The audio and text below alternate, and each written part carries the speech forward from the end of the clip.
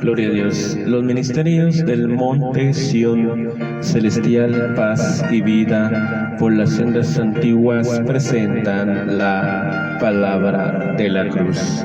Hoy vamos a ver un tema muy importante que tiene gran relevancia en nuestros días a través de cualquier medio. Para ello vamos a ver en la palabra en el capítulo 16 de Mateo, en los versos 16 hasta el 18. La palabra dice de la manera siguiente: y respondiendo Simón Pedro dijo: Tú eres el Cristo, el Hijo del Dios viviente. Entonces respondiendo Jesús le dijo: Bienaventurado eres Simón, hijo de Jonás, porque no te lo reveló carne ni sangre, sino mi Padre que está en los cielos. Mas yo también te digo que tú eres Pedro, una piedra pequeña, y sobre la piedra grande edificaré mi iglesia, y las puertas del infierno no prevalecerán contra ella. Y a ti te daré las llaves del reino de los cielos, que todo lo que ligares en la tierra será ligado en los cielos, y todo lo que desatares en la tierra será desatado en los cielos. Leímos en la versión de 1569, o como se le conoce comúnmente, la versión del oso. Esto por si hay algunos que quieren buscar esta cita bíblica, porque sucede que en la Biblia latinoamericana, en la Biblia, en la RB de 1960, no dice esto precisamente. Lo que dice el verso 18 de Mateo 16: Mas yo también te digo que tú eres Pedro, una piedra pequeña, y sobre la piedra grande edificaré mi iglesia. Entonces, ¿cuál es el punto acá en debate? El punto en debate sería: ¿cuál es la verdadera iglesia que fundó Cristo, o en base a qué? Vamos a estar viendo este punto muy importante en nuestro medio, porque sucede de que alguien piensa de que el ministerio apostólico es sustituible. ¿Qué significa esto? Como nosotros conocemos ya la denominación madre, la que se ha proclamado a la cabeza como la única iglesia verdadera de Jesucristo, la hermenéutica que ella hace de este capítulo 16, es decir, de los versos 16 al 18 de Mateo 16. Precisamente estábamos hablando con alguien acerca de eso, y ciertamente de alguna manera la persona supone que de alguna manera me humilla, según ella, y entonces de alguna manera me manda, dice, a leer las Escrituras, porque supuestamente nosotros, los protestantes, entre comillas, no leemos bien las Escrituras. Dice que malinterpretamos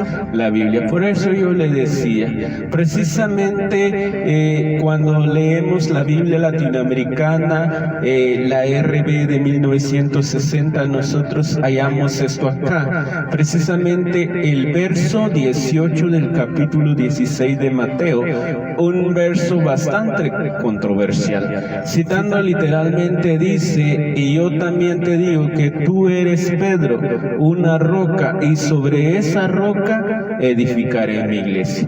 Pero cuando nosotros vamos a la versión del oso, ahí claramente dice: y yo también te digo que tú eres Pedro, una piedra pequeña, y sobre la piedra grande edificaré mi iglesia. De manera que ahí se hace hace la diferencia de uno y de otro, del ministerio apostólico y de Jesucristo, que es la principal piedra. Y no solamente se queda ahí, no solamente la Biblia del oso o la Biblia de 1569 dice eso, sino que ciertamente su contexto lo podemos hallar en el libro de Primera Pedro.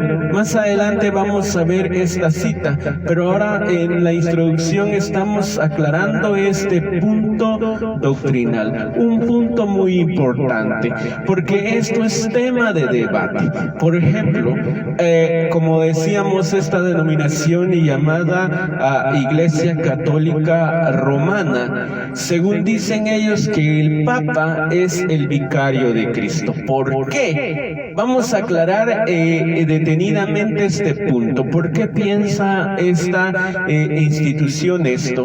Porque supuestamente acá en Mateo el Señor de alguna manera está entregando a la iglesia a Pedro, y que ellos han venido sustituyendo al apóstol Pedro en el trono pontificio, como le llaman, y de alguna manera esta línea sucesoria se ha interrumpido, porque según tengo entendido ya van contando más de 200 papas hasta la fecha. Pero si nosotros vemos un poco de historia, nos vamos a dar cuenta cómo estos hombres han llegado allí. Pues el primer papa, obviamente, si nosotros leemos la historia, fue el emperador Constantino I, y la impulsora de la Vera Cruz o de la adoración a la cruz fue Helena, madre de Constantino I. De alguna manera este hombre tuvo gran injerencia en esta institución. Prácticamente se predica toda la doctrina o toda la hermenéutica bíblica que Constantino hizo de las escrituras, que es más pagana que bíblica. Entonces hay personas que se aferran de alguna manera a esta institución y creen que están en la verdadera iglesia de Jesucristo, porque según ellas o ellos es la iglesia que Cristo fundó, es la principal iglesia que fundó. Ya usted en el Face, en Instagram, en Twitter o en cualquier plataforma social, usted puede leer esto que yo le digo, que allá andan ellos diciendo quién fundó tu iglesia, quién hizo tu iglesia. Fue un hombre, no fue Jesucristo. En cambio, la iglesia católica fue fundada por Cristo porque subsiste durante muchos siglos. Pero precisamente en el año 325 de nuestra era fue fundada la iglesia católica romana por Constantino I, un emperador romano, que según cuando nosotros leemos, a este emperador se le estaba saliendo el control político y militar de las personas, y temiendo este hombre un gran declive, no solo político, social y económico, de alguna manera él se inventa esta religión para de alguna manera agarrar o encerrar o atraer a todas las personas en un solo ideal, como es la religión católica. Y desde luego él negoció, hizo alianzas con aquellas personas que de alguna manera negaron el verdadero evangelio de Cristo para hacerse del control político, militar y económico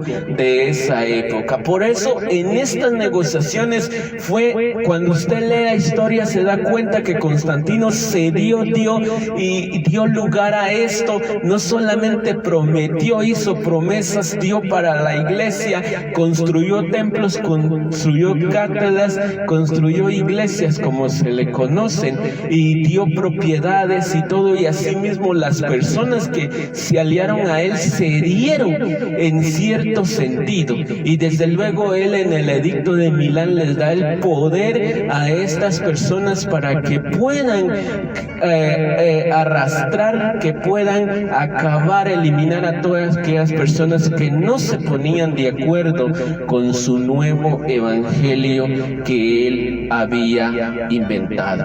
Y nosotros podemos ver cuánto la madre de Constantino tuvo gran influencia sobre esto, porque se dio a la tarea de supuestamente buscar la cruz donde el Señor había sido crucificado, y supuestamente consiguió un pedazo de la cruz. Es lo que se le conoce como la Veracruz. Y por eso usted mira en cualquier templo de esta institución la cruz como símbolo, y también se persignan o se hacen la cruz ciertamente. Ellos dicen de que es un símbolo cristiano que se usaba, pero cuando nosotros vemos en las escrituras, dice la Biblia que la cruz es símbolo de maldición, es símbolo de muerte. Y así naturalmente usted al ver o al ir a un cementerio, camposanto, como usted le conoce, usted puede ver que el cementerio está plagado de cruces. Eso significa de que es símbolo de muerte. Ahora, ¿por qué decimos esto? ¿Por qué nos metemos con esta institución? ¿Por qué acusamos acá a esta institución desde esta plataforma? ¿Por qué? Porque ciertamente de alguna manera ellos han venido con su política religiosa acosando, diciendo de que lo que predicamos no es palabra del Señor. Ya habíamos leído allá en el libro de Judas, en el primer capítulo, donde dice: porque tenía gran necesidad de escribiros acerca de vuestra común fe, que contendáis ardientemente por vuestra santísima fe, que fue dada una vez a los santos.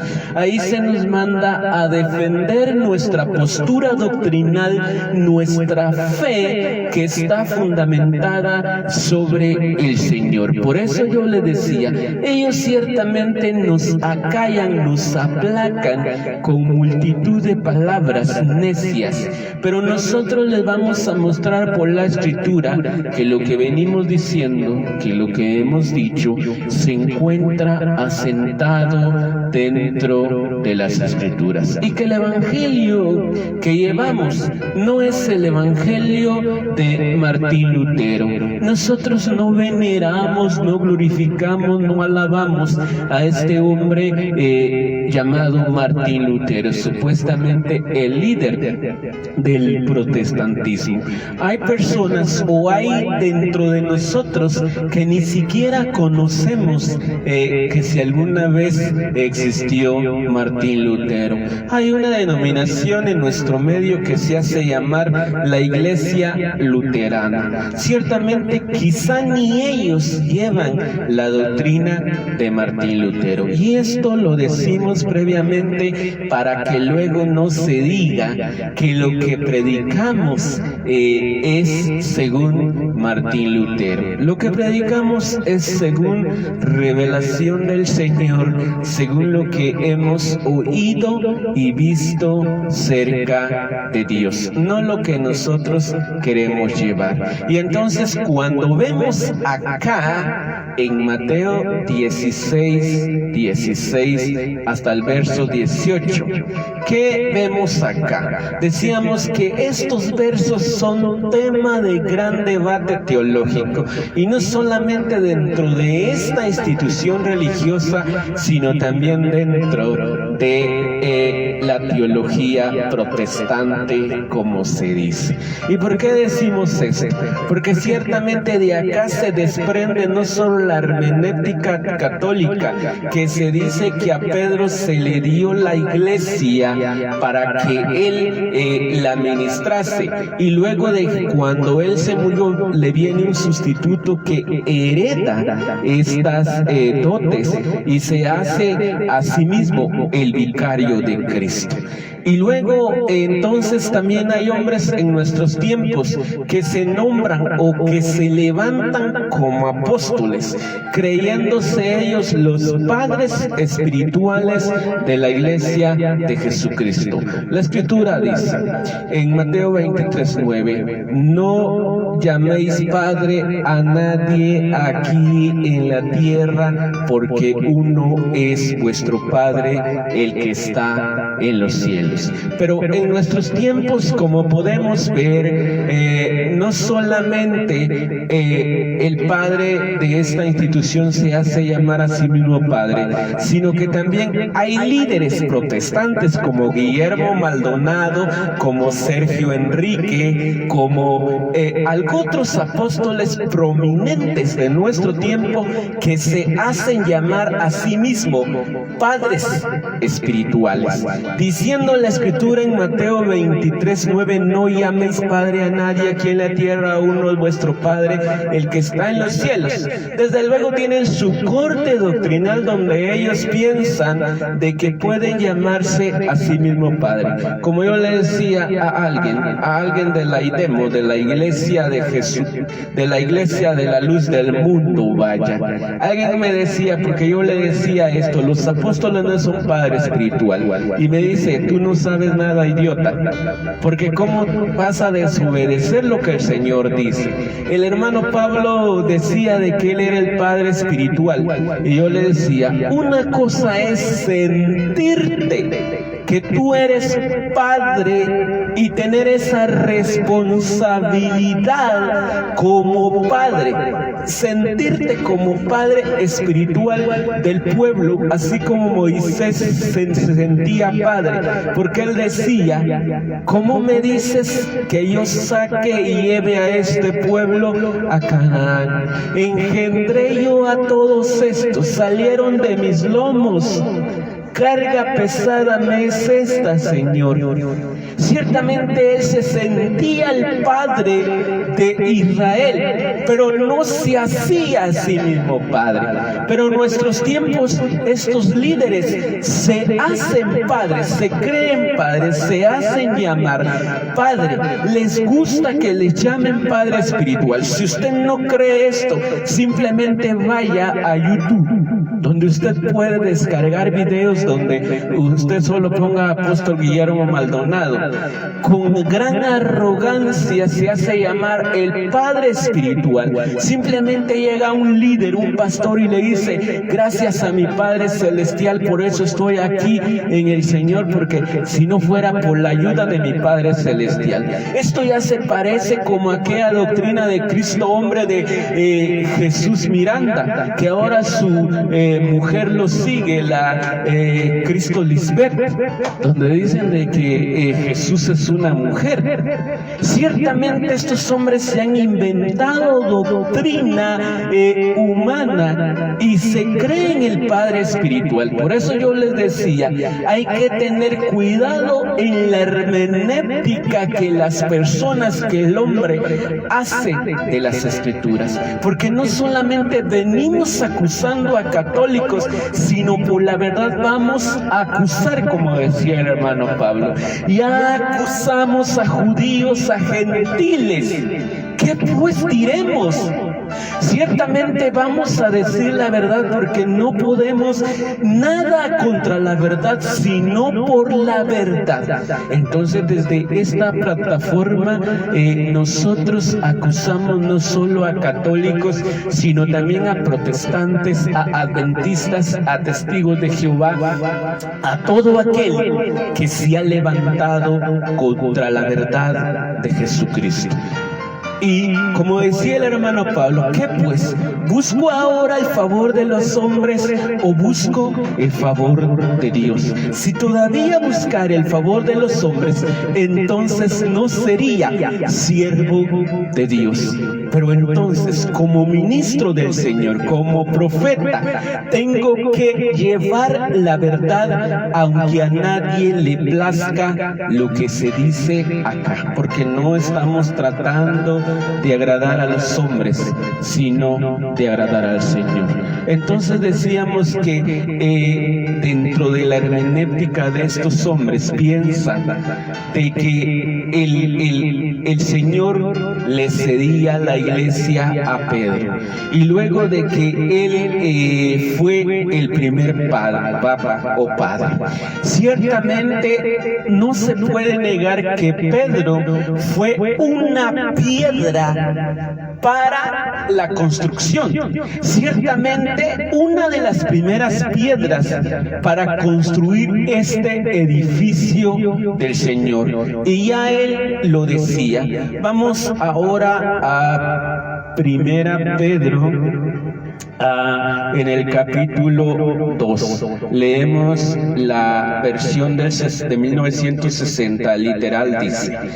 El verso 4: acercaos a él, piedra viva, desechada ciertamente por los hombres, mas para Dios escogida y preciosa. Vosotros también, como piedras vivas, sed edificados como casa espiritual y sacerdocio santo, para ofrecer sacrificios espirituales aceptables a Dios por medio de Jesucristo. Por lo cual también contiene la escritura: he aquí pongo en Sión la principal piedra del ángulo, escogida, preciosa, y el que creyere en él no será avergonzado. Para vosotros, pues, los que creéis, él es precioso, pero para los que no creen, la piedra que los edificadores desecharon ha venido a ser la cabeza del ángulo. Según Primera Pedro, capítulo 2, verso 4 al 8. Hemos leído 4 versículos de este capítulo de Primera Pedro. Entonces, como usted se puede dar cuenta, aquel que se le dice: tú eres Pedro, una piedra pequeña, y sobre la piedra grande edificaré mi iglesia, y a ti te daré las llaves del reino de los cielos. Ciertamente está diciendo acá que la principal piedra es Jesucristo. Luego todos nosotros somos piedras vivas. ¿Qué se quiere decir eso? Usted tal vez ha oído la frase cuando se inicia a construir un hospital nacional. Llega el famoso presidente y dice: fue a sentar la primera piedra. Ciertamente esto se queda en teoría, o es más un drama, es algo por apantallar, un show la que el presidente hace.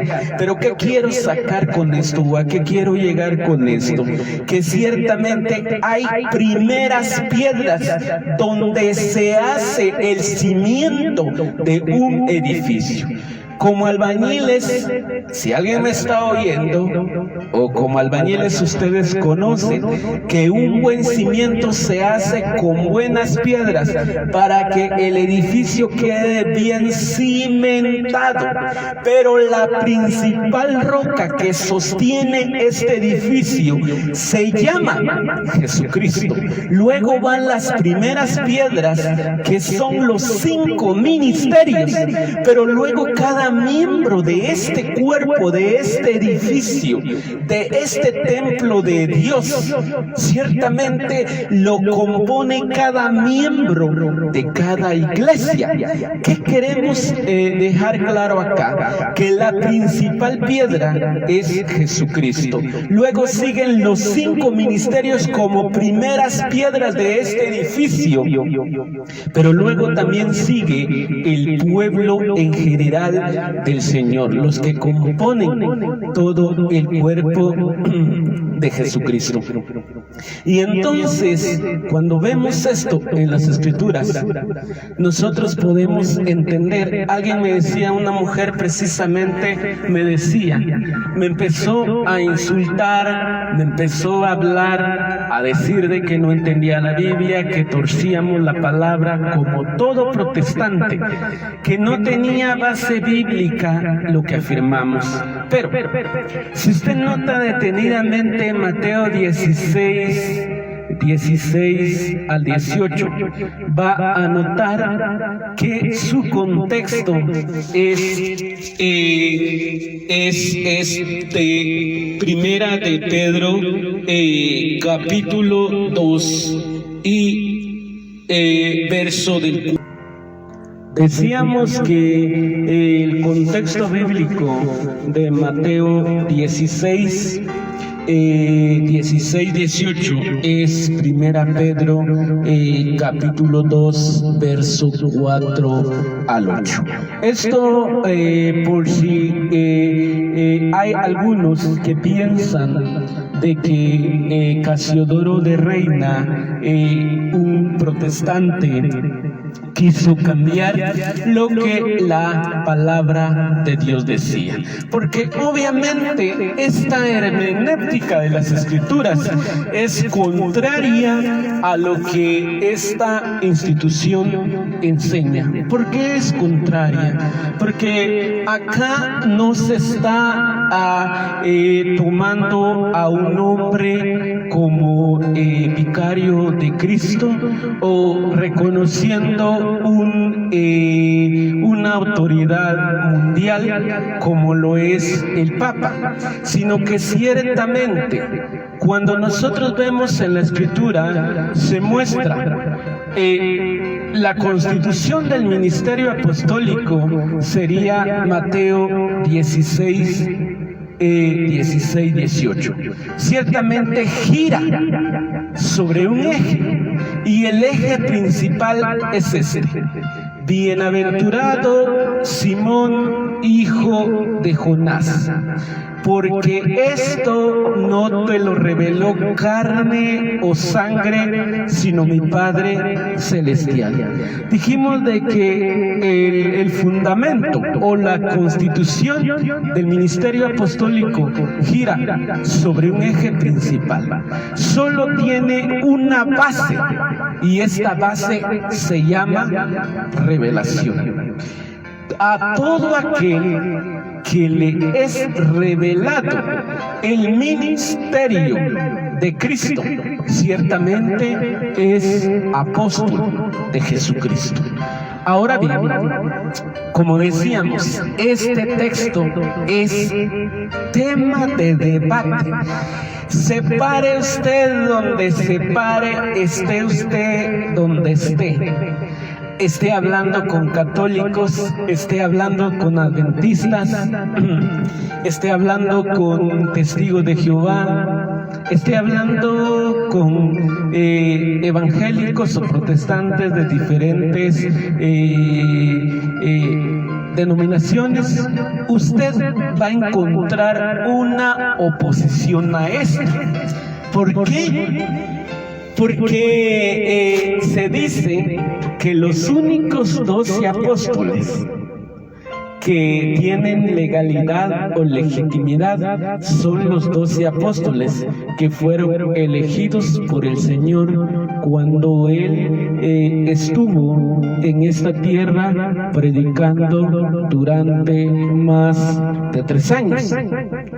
Dicen de que solo estos 5 apóstoles, solo estos 12 apóstoles es legítimo su ministerio. Luego de ahí ya ningún apóstol viene. ¿Por qué? Porque el apóstol, ellos ya le pusieron sus características ahí. Por ejemplo, un apóstol tiene que llenar estos requisitos para ser apóstol según el hombre. haber estado y andado con Cristo durante su ministerio acá en la tierra. Ese es uno de los principales requisitos que el hombre pone a alguien para ser apóstol. Pero cuando nosotros desgranamos este texto de Mateo 16, nos vamos a dar cuenta que el verdadero ministerio apostólico tiene su fundamento y su base en la revelación. Dice: bienaventurado Simón, hijo de Jonás, porque esto no te lo reveló carne o sangre, sino mi Padre celestial. Y luego viene: y yo te digo que tú eres Pedro, una piedra pequeña, y sobre la piedra grande edificaré mi iglesia, y yo te daré a ti las llaves del reino de los cielos. Pero conlleva una importante, por eso dije, el eje principal sobre el cual está fundado el ministerio apostólico es la palabra revelada. Es la revelación de Dios de los ministerios del Cristo. Vamos a leer una cita bíblica para acuñar lo que nosotros venimos diciendo, porque luego nos acusan de que hemos leído mal o que malinterpretamos las escrituras. Pero vamos a ver algo que dice acá la palabra, y dice de la manera siguiente. Está en Gálatas 1, 11 al 17. Mas os hago saber, hermanos, que el evangelio anunciado por mí no es según hombre, pues yo ni lo recibí ni lo aprendí de hombre alguno, sino por revelación de Jesucristo. Porque ya habéis oído acerca de mi conducta en otro tiempo en el judaísmo, que perseguía sobremanera a la iglesia de Dios y la asolaba en el judaísmo. Aventajaba a muchos de mis contemporáneos en mi nación, siendo mucho más celoso de las tradiciones de mis padres. Pero cuando agradó a Dios, que me apartó desde el vientre de mi madre y me llamó por su gracia, revelar a su Hijo en mí, para que yo le predicase entre los gentiles, no consulté enseguida con carne o sangre. No sé si usted se dio cuenta, pero en este texto bíblico se menciona 2 veces la palabra revelación. Ahora, existen muchas interpretaciones acerca de esto. Ciertamente alguien puede venir a decir que es apóstol. ¿Por qué? Porque supuestamente le fue revelado algo. ¿Y a qué le llaman revelación? Cuando vamos al diccionario aprobado por la RAE o por la Real Academia Española. ¿Por qué cito mucho el diccionario en español? Porque ciertamente mi mensaje va en ese idioma. Ciertamente lo estamos llevando en ese idioma que se llama español. Y entonces dentro de esas reglas nosotros tenemos que hablar. Porque la RD de 1960 y la de 1969 ciertamente fue traducida al español. Y en esos términos o dentro de esas reglas, ciertamente nosotros tenemos que ajustarnos para esclarecer con fidelidad lo que se está diciendo en la palabra. ¿Por qué? Porque es necesario esclarecer estos textos bíblicos para poderlas entender mucho mejor. Yo he tratado de ser preciso, de ser de manera bastante claro, incluso he usado todos los términos humanos que tengo a la mano para de alguna manera poder llegar lo más profundo que se pueda al ser. ¿Por qué hacemos esto? Porque ciertamente yo entiendo de que no hay personas de que no tienen gran grado académico, de que no son grandes teólogos, de que no son grandes filósofos, aunque ciertamente es asquerosa la hermenéutica de estos supuestos filósofos que hay entre nosotros. ¿Por qué? Porque es mejor hablar con una persona que no tiene letras, y no porque le estuviera huyendo al conocimiento que el dichoso filósofo, entre comillas, tiene de la palabra, sino que ciertamente hay personas ignorantes que se creen grandes filósofos, y hay personas ignorantes que lo saben todo y aceptan de buena gana la corrección y abrazan esta verdad.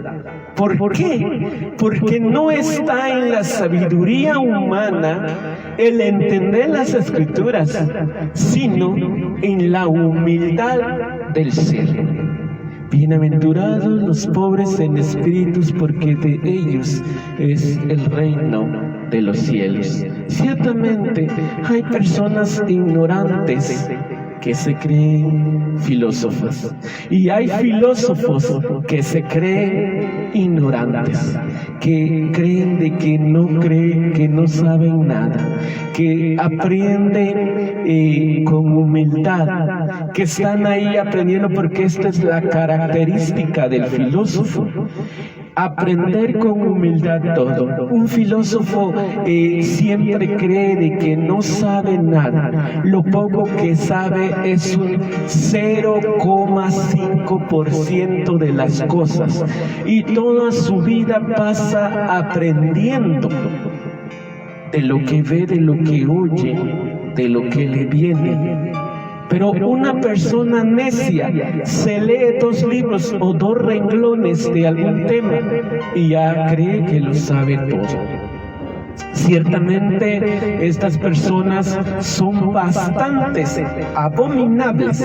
Si para mí, hombre, son abominables y repugnantes, imagínense para el Señor. ¿Cómo parecerán estas personas necias, repugnantes?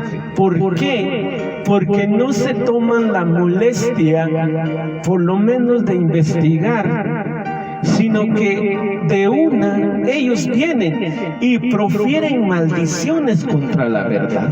Por ejemplo, usted como católico, si de alguna manera usted llega a incomodarse con este tema, no se incomode contra mí y no venga maldiciéndome.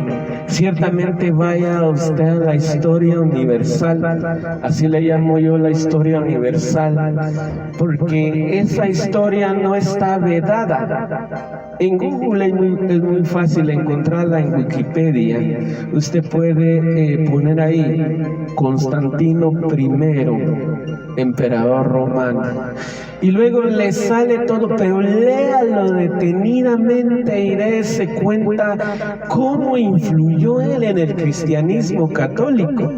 Ciertamente alguien pone ahí, pero él en su lecho de muerte se hizo bautizar, y fue por un sacerdote ortodoxo, ni siquiera por un sacerdote de la Iglesia Católica Romana.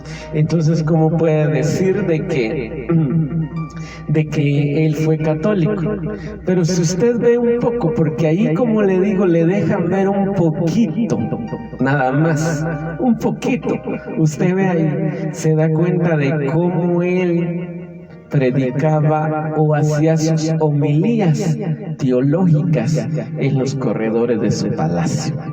Cuando usted ve eso, entonces, ¿qué piensa usted? ¿Qué es lo que usted se imagina cuando usted lee esos renglones ahí que dice de que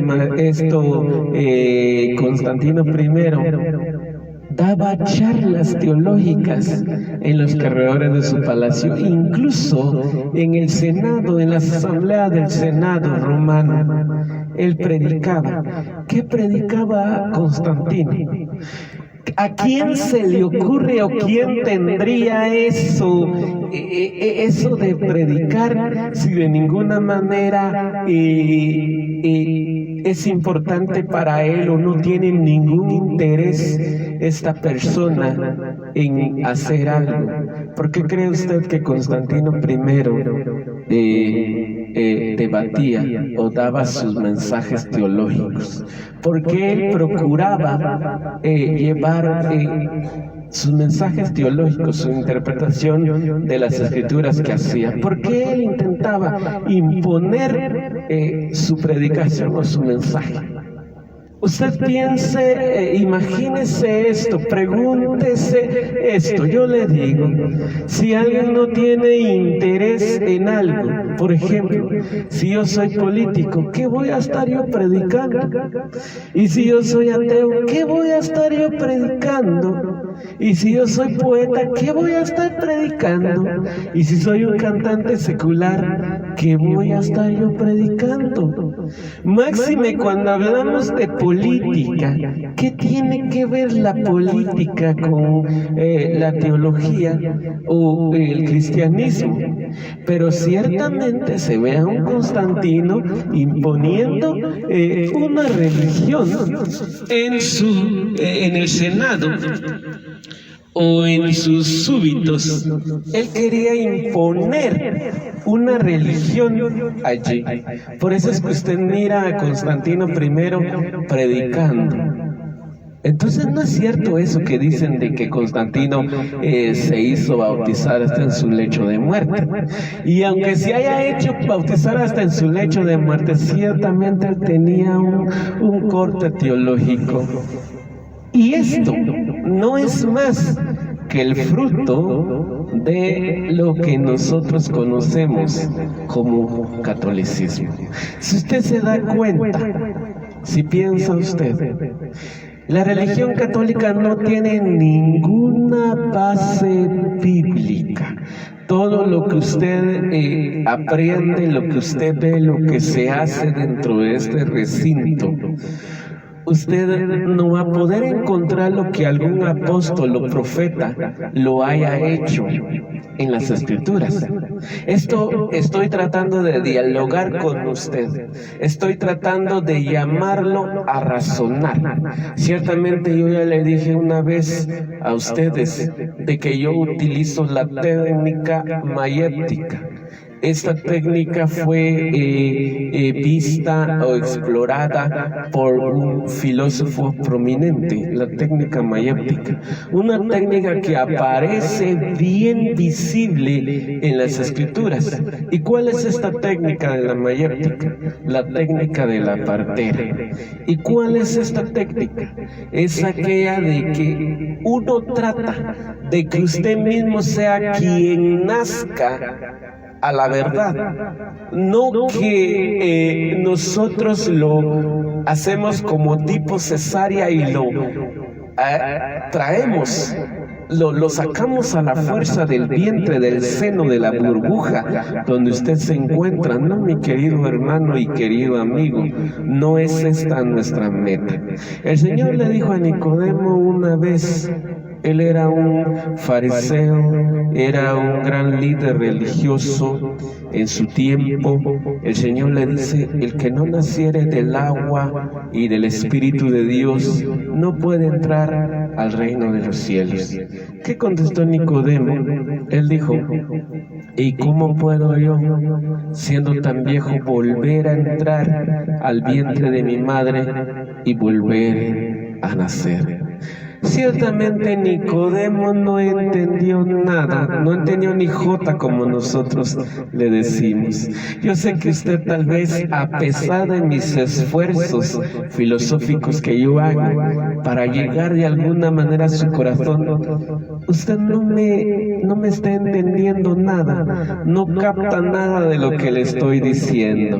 Pero a lo que queremos llegar es que usted mismo o misma vaya a la historia, que vaya a las plataformas donde todo ser humano tiene acceso. Por eso le decía yo la historia universal, donde usted puede indagar y ver y pensar. Use la razón. Cuando usted esté leyendo, use la razón. Ciertamente yo decía, filosofando, todos tenemos un cerebro. Aquí la diferencia es de cómo procesamos las cosas. Ciertamente alguien procesa de una manera diferente la información que obtiene o que le cae, y yo proceso de otra manera la información de lo que me cae o lo que me viene, de lo que leo.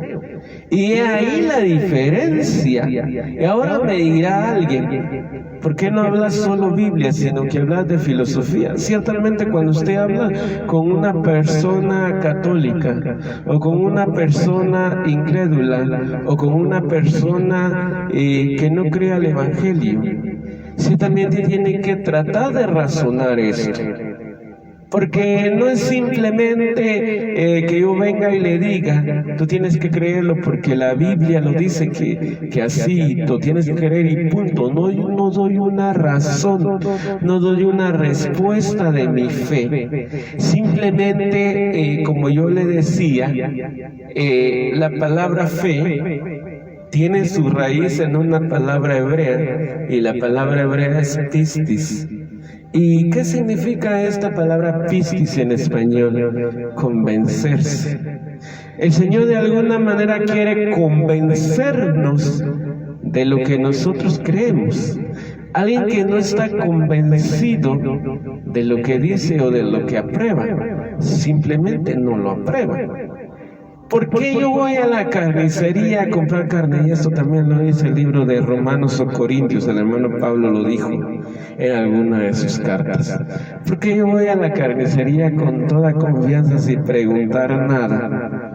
Porque yo sé que en la constitución política de mi país hay una regla sanitaria que obliga a los vendedores de carne a cumplir con ciertas reglas. Entonces yo voy y compro carne sin ninguna pregunta, sin ninguna duda. Aunque a veces dudamos si no tiene algún tipo de bacteria o algo así, pero por eso seguimos reglas sanitarias para de alguna manera cuidarnos de estas bacterias. Entonces, cuando nosotros vemos la palabra pistis, fe, se traduce en español, pistis, fe en español. La raíz es convencerse por sí mismo de lo que se habla, de lo que se dice. Ciertamente en mi medio, en nuestro medio, hay alguien que se pone Iglesia Berea, Instituto Bíblico Berea.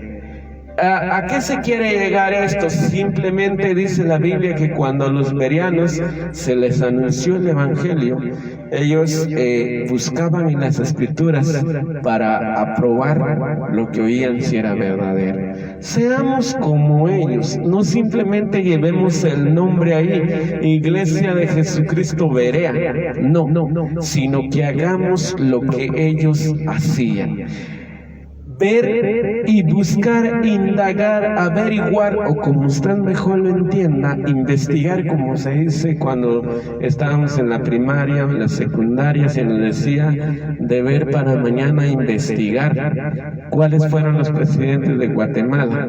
Y allá va usted a la biblioteca municipal, ahorita a internet o a Google, y le va a usted preguntar quién fue el primer presidente de Guatemala, Rafael Carrera, en fin, ¿verdad? Toda la cuestión que se nos presenta ahí. Al otro día nosotros llevábamos la investigación y nos calificaban. Precisamente hagamos eso con la palabra, con lo que oímos. No nos quedemos nada más allí preguntándonos o maldiciendo o diciendo esto no está en la Biblia porque nosotros nos perdemos. Dice la Biblia que no nos confundamos, que no nos equivocamos, no nos equivoquemos, que no pensemos que el Señor puede ser burlado. El Señor no puede ser burlado. Nosotros creemos que engañamos al Señor o que de alguna manera al Señor afectamos. Los afectados y los que nos vamos a perder somos nosotros. ¿Por qué? Porque muchas veces nosotros peleamos contra el Señor. La palabra dice: si oyereis hoy su voz, no endurezcáis vuestros corazones. Y ciertamente nosotros hacemos duro el corazón o resistimos al Espíritu muchas veces. ¿Por qué? Porque le hacemos caso a personas que no conocen el trasfondo de las Escrituras. En mi congregación, en la iglesia donde yo asistía, donde yo me bauticé, donde me presentaron cuando era niño, donde perseveré por un tiempo, ahí decían de que no podía acceder o no podía ser apto para pastor una persona que ni siquiera había terminado la primaria. Ciertamente ellos decían que de preferencia por lo menos que fueran peritos, licenciados o doctores, o tan siquiera por lo menos con la secundaria terminada, o el del diversificado, o una carrera de aquellas bachillerato por lo menos que tuvieran, para que entendieran más de lo que se les estaba hablando.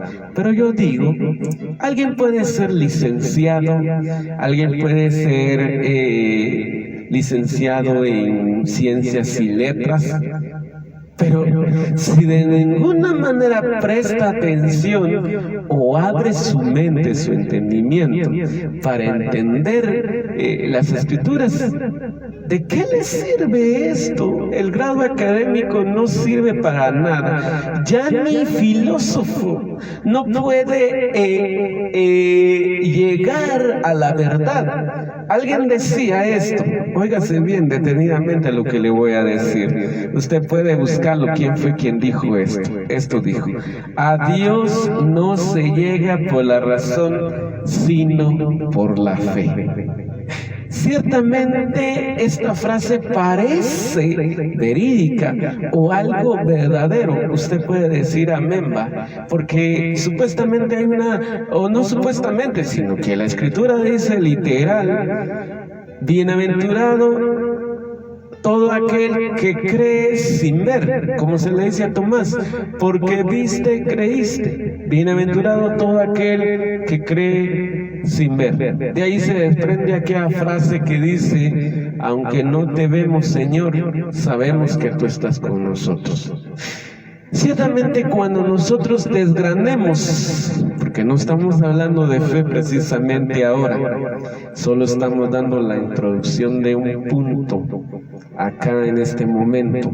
No estamos hablando de fe, pero en su tiempo vamos a hablar de fe, pero a manera de introducción o a manera de hablar un poquito de esto.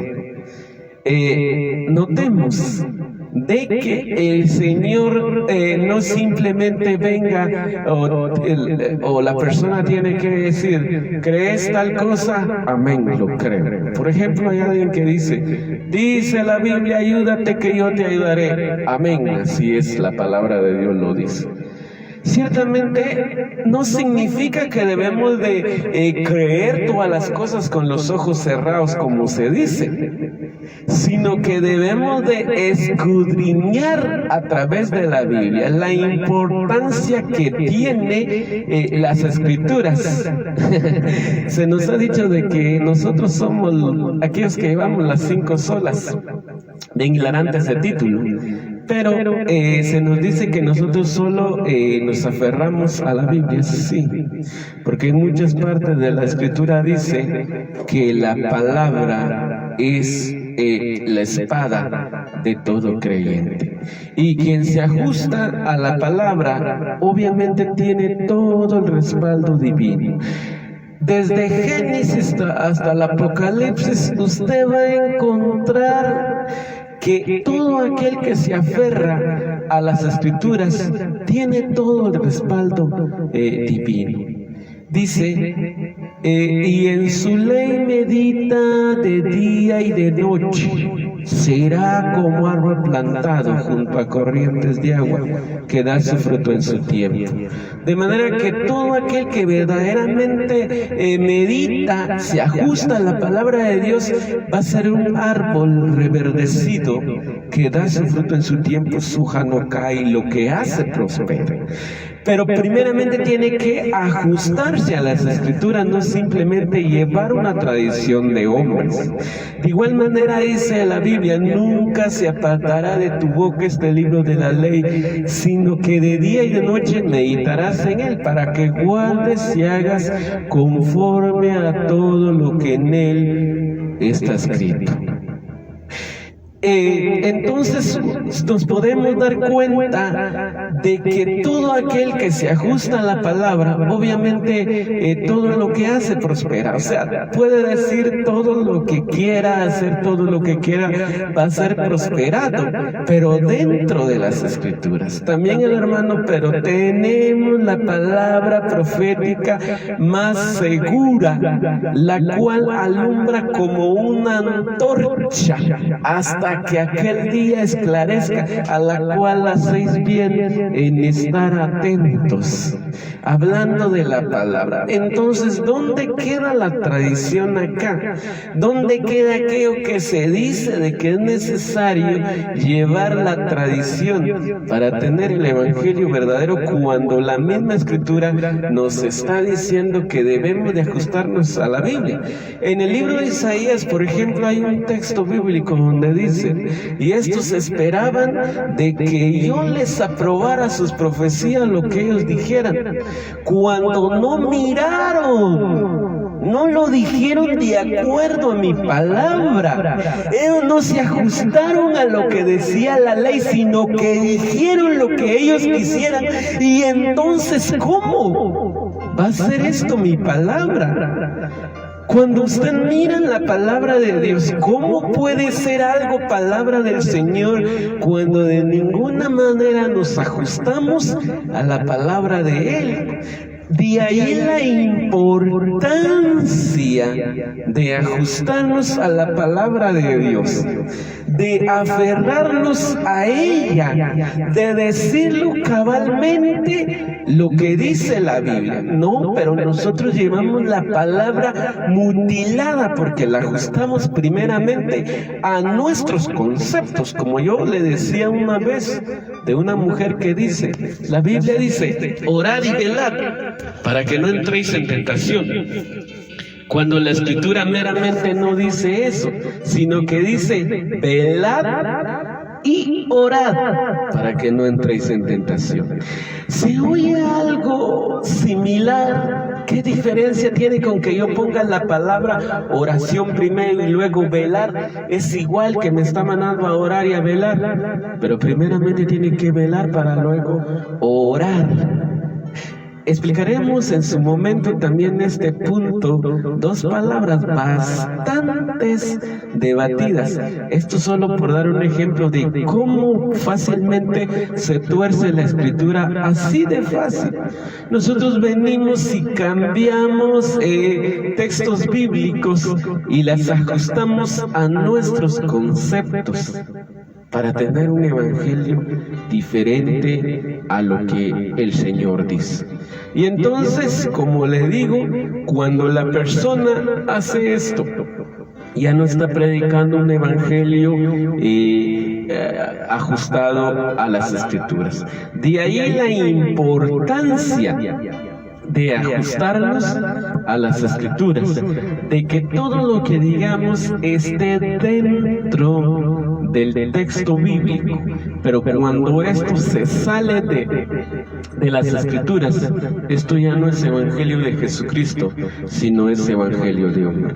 Precisamente unos días atrás yo veía de que la muerte toma posesión de todo aquel que lee la palabra de Dios, pero la interpreta de manera diferente. Yo veía que muchas personas leen la Biblia, pero dicen o entienden otra cosa. dicen cosas que no se ajustan a la Biblia. Entonces su evangelio no tiene ningún poder contra el imperio de la muerte. Pero, ¿qué evangelio tiene poder contra el imperio de la muerte?